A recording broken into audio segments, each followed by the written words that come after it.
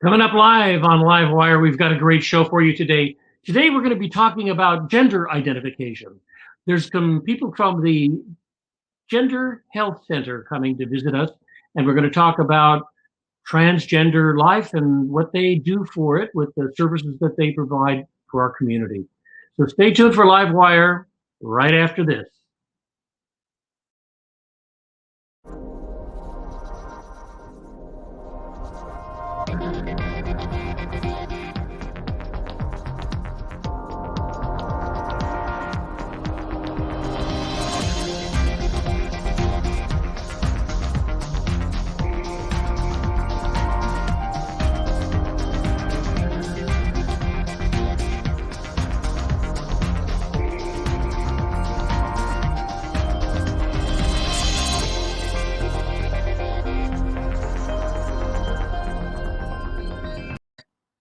The Gender Health Center is a nonprofit community health center for people who are transgender, for all people to understand and be part of the concept of understanding transgenders and their needs. And it also provides a number of services. And with me here, I want to say in the studio, but actually I'm at home and they're at home, is Harvey and Arena. Where are you folks? Did they pop on? Hey, all right. Thanks, Arena. Thanks for coming or being at home. At any rate, it's amazing services that you provide, a whole list of services, health center, meetings, advocacy for the idea of the life of transgender people in our society, advocating for a better understanding of all of that. It's an amazing set of services. Now, Irena, you are the person that usually deals with like the press, man. It's Irina, and to the extent that we do that, yeah, you could say that I do that, yeah. Oh, okay, that's what you do. Okay. And you also you have a number of programs, which are somewhat on hold right now, of course, dealing with the COVID. But tell me a little bit about the kinds of programs that you have. Most of our programs are still open to some degree, just some of them have switched to virtual, but we do counseling services at low to no cost for the community. And those are currently being done via video, although prior to COVID, those were in our offices. Our advocacy services for the trans community, which is a lot of legal assistance, name and gender change assistance, stuff like that is still open. We do that remotely as well. Our respite program and our harm reduction programs are open physically 3 days a week each at our offices on 29th Street. So those are things that have not changed since the pandemic, although we have reduced hours a little bit. And we do a lot of education, gender training, and like Gender 101 education and mobilization and activism as well. And that has been stuff that we've been working a lot on through the pandemic and the uprising that we are going through at the moment. All right. And Harvey, your specific focus is the respite program. I know what respite means, but maybe you could tell me how it becomes something service. Yeah, so our respite program pre-COVID was basically a safe space for specifically transgender people to basically just come. We would have events every once in a while. We were on a schedule where we would have video game night one week, and then the next week would be board game night, sort of alternating. And every other day besides that was just regular hours. We would have respite, which is basically just a safe space, like I said, to get some resources like water, food. We also have like some supplies like sanitation supplies, deodorant, soap, things like that for our unhoused community as well. As the intersection between the two. But that's it's one of our more direct services at Gender Health Center. So that's why it's kind of, you keep going, because you have to have real contact with people. It's almost like you can't do respite on television. Yeah, it would be harder to do respite virtually. I'm sure there's a way that we could do it, but we are open still, actually Monday through Friday, 12 to 3. So limited hours, but you can still stop by and get resources from us. You could get water, food throughout those days. Good. So the services that you provide for help and understanding about being in a community that is somewhat misunderstood by our culture, or certainly it has negative aspects too. I'm sure that there's somewhere in your literature it says systematic oppression of transgender people. I don't know what about the systematic, what that means, but I can understand that our culture is obviously, as you've seen in the past few months, dealing with whole issues of inclusion. Anybody want to jump in? Yeah, the trans community, particularly if you're intersecting with also being a person of color or a Black trans person, it's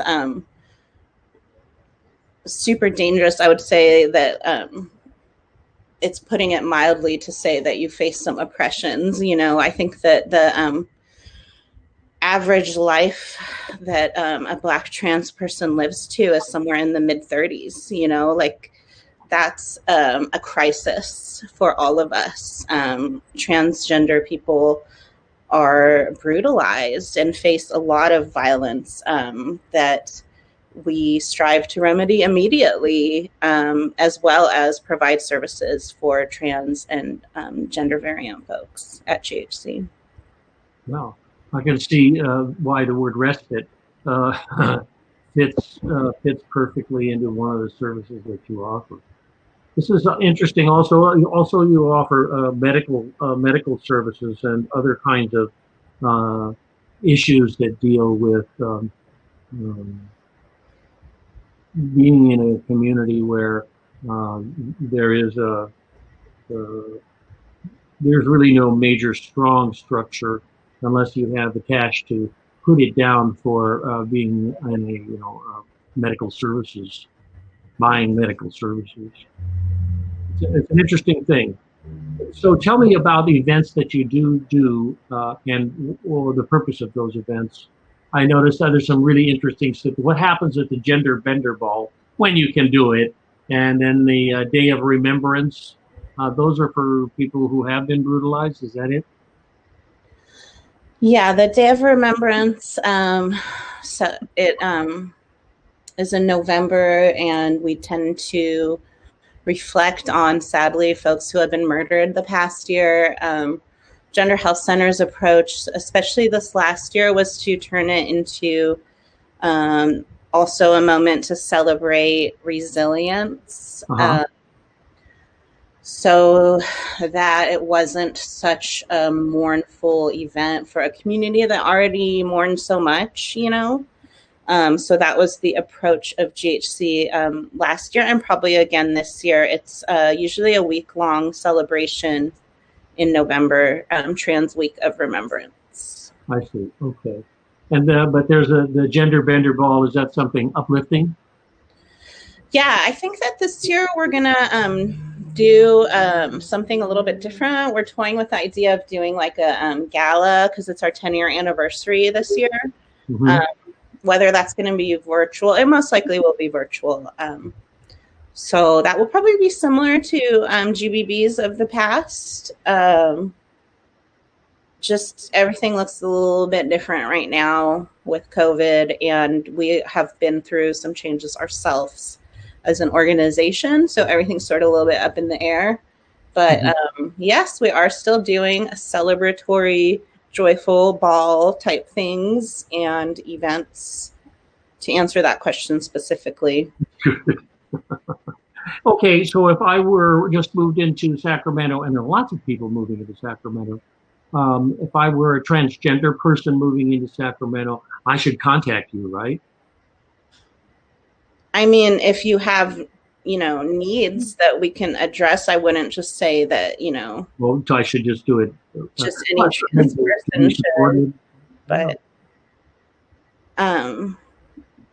I would say that if you are a person who is, like impacted and needs some of our services, by all means, I did forget to mention healthcare when I was talking about our services, and that is something that we still are doing right now. Hormone prescriptions. We do HIV and STI testing and PrEP prescriptions in our hormone clinic, and we have a syringe exchange in our harm reduction center as well. That we are currently doing. Hormones, and things like that. I noticed there's something called name and gender change discussions or something like that. How do those work? I mean, because this has to do with, there's some people I think who really are trying to find the center of their beings and they haven't made it. And how do they contact you and maybe understand whether or not they are transgender by nature, but not by outward being? What do you think? If there's, we call that, I guess I would call that somebody who's gender questioning.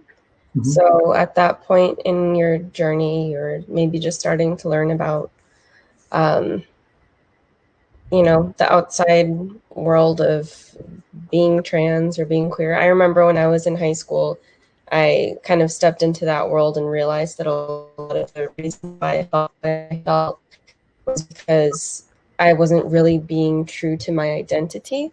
So if you're at that point in your life, then I would suggest getting counseling. I got counseling at that time, not from Gender Health Center, but I recommend counseling and therapy to everybody regardless. But that's something that's great about the Gender Health Center is you can get counseling from us. You can go ahead and change your name. You can change your gender on your license. You can learn about, how different it might be for what state you were born in, what the process is going to be like, depending on the laws in the state you were born in, because obviously they have like your birth certificate and everything. But yeah. That's interesting. Tell me about the staff that you have, because I noticed there's a lot of people on your staff, and they all have very interesting separate jobs. Anybody? Yeah, I think we have 12 people right now. We're in the process of hiring 2 people. We all have different positions, but because of just our structure and the way we approach things, our positions often like blend into each other. We help each other with a lot. We're a very close, tight-knit staff. And for example, I'm in the respite program and that's what I do. But if there's an opportunity for me to help Irina, for example, with, making a graphic or help me with A, B, or C, and I have the capacity beyond my job description, I'll absolutely do that. Good. And what about the outreach, like the face of the organization? I was just reading about your director, and she has a really interesting philosophical approach to what she's doing. And there are others, I'm sure, who have their understanding of how we're dealing with a society that needs more openness and kindness, and one right now that's going through a really turbulent time. Anybody talk about that in terms of your staff? Who does the outreach? I'm not sure what specifically you're referring to that you read. We have a team that we split social media. Like Harvey said, we're very much like a get-in where you fit in all hands on deck. type of organization, because we do sort of operate at that grassroots level, where we do sort of like have a lot of fires to put out. And, so it requires us to work together very closely to be able to deal with like the daily stuff that we deal with, as well as to plan for future stuff together. So yeah, we do work on outreach together. I don't know if that specifically answers your question. It's there, it's about in certain organizations, there are those people who do have talents to really get out there and put your face up against someone who doesn't get it, either a politician or some a possible person like maybe a foundation person who you're trying to talk into supporting your work, that you have that person who is that person who can actually be the face of the organization and do that. We try to not expect that from anybody, because folks are already like going through a lot, and people who are who work for our organization are also like that same community of like trans people of color who are highly impacted by the stuff that is going on consistently in the world. So we try to not expect anybody to have to do any public appearance if it's not in conjunction with their spirit and something that they have capacity for and want to do. That being said, we have two folks who work with us that are very visible in mobilization and activism and media. Both Ayotunde and Nia are very, I guess you could say, prolific public figures out in the community. And especially since, George Floyd was murdered and we've had this uprising, they have been tirelessly working in the streets to push for change. And that is something that we all support as an organization. And we consider that work that we do together, Yes, that's good. I think that's what any organization that has a strong advocacy bent needs to put their log in the fire for change. I believe it's important. So the therapy for people who want to use it and the respite, that's all very accessible. You even have a coordinator. I find that interesting, and the whole idea of services for people who are dealing with their identity is to me a very positive aspect of society, and the gay community is part of all of that too. They're part of your support system, right? You'd hope. Historically, there's a divide in the LGBTQ community. There always has been. The people who are, down to support trans people will always be welcome, for sure. And we do have, partnerships throughout Sacramento with different types of organizations, and we really honor those. But it's definitely a two-way street in terms of, supporting each other and just making sure everybody is respecting everybody, for sure. Okay, so that's an excellent response. I think it's kind of wonderful. So we have to make sure that people want to know that where you are. We say it over and over again. You're in Midtown Sacramento somewhere, right? We are. We're over on 29th Street, the bottom right of Midtown. And you can definitely go on our website and look up our contact info and everything. We do have a series of events scheduled. It's like a virtual event every day. We have something scheduled next week. So definitely that's all on our website. The World is Trash Fire, a week-long event. Woohoo! Vane Story, a big announcement. Is this happening? Yeah, this is all next week. JHC Day Story, a big announcement, new website reveal. Trash Fire. It is. So but we can get on your Facebook and have a look at things. I love the logo. Logo's kind of fun. See the little. It used to be a ladybug, and now it's a ladybug. Yep. The ladybug. That's okay. It's okay. Very cool. Yeah, that's a lot of Irina is the genius behind a lot of our branding and our art and our graphics that we put out too.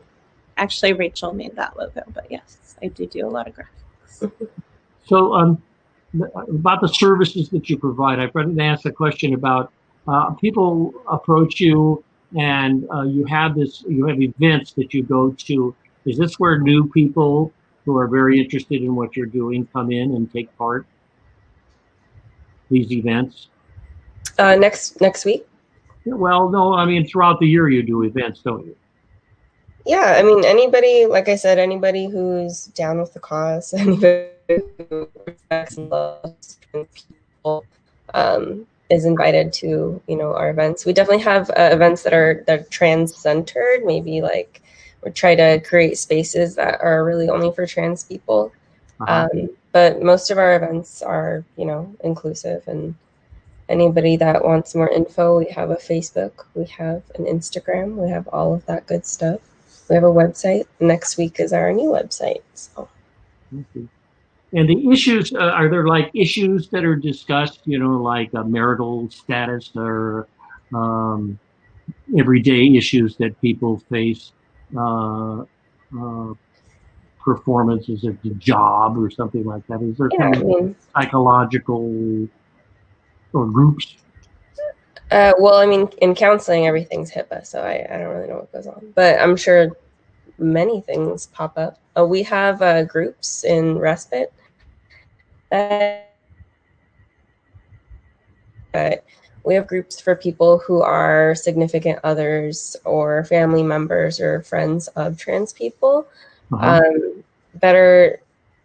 Actually, we're looking for somebody right now. It's on our website to lead that. But yeah, like we have those groups for people to come together and talk about any questions that they might have. That's a safe space for people who are maybe not trans but know somebody who is trans and want to know how to better support them. I see. Okay, very interesting. And also the that kind of a discussion group can lead to other forms of either therapy or friendships. And I find it fascinating. There are various groups in other service entities in our city where they have discussion groups of people who participate on an ongoing basis. And they spin out into great relationships in life. Yeah, and those kind of issues specifically are definitely things that our advocates help with if folks are experiencing like workplace discrimination, which is common. Folks don't really know how to treat trans folks fairly in the workplace, and those are things that we advocate for through our advocacy program. And we do trainings for organizations and employers and things like that as well, to have more equitable workplaces, things like that. What are some of the major issues that you find when you deal with people who have, they bring you issues that are not personal, they're personal, but they don't deal with like their job or things like that. Is there kind of a process that they go through for evaluation and service? I don't understand that question. Okay. Usually, if you are going to go for some either psychological help or just issues that you're dealing with, and you go to a community service center, they evaluate you in terms of what you can do, who can best serve you. Is that the kind of, do you have like kind of an intake process? So yeah, that would be for counseling. If you're going through that, we definitely do have an intake process for each client. For respite, what we would do is more like just general referrals of like a list of resources in the Sacramento area and beyond that could be of use to trans people and just people in general. Like I said, we serve a lot of unhoused people just because of our location, and that's definitely a way that we, help. I mean, all we do in that case in respite is listen and then understand that they need A, B, or C, and then refer them to whoever can help. So what am I missing in my questions? You have anything that I should be talking about, should be asking you? I don't. We're covering the ground?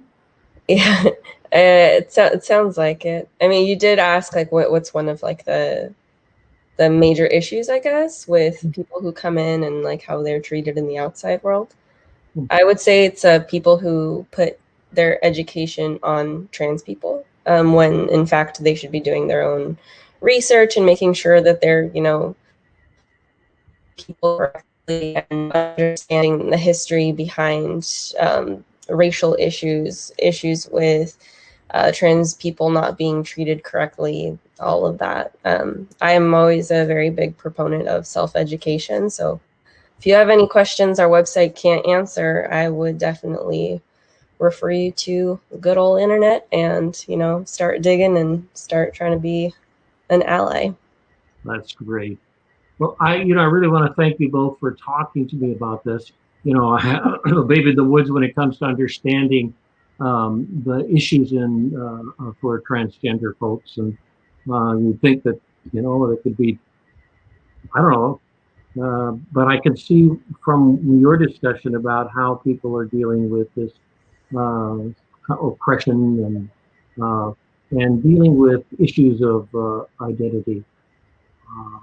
So thanks very much for being part of this, and we will ask you to come back sometime when you want to talk further.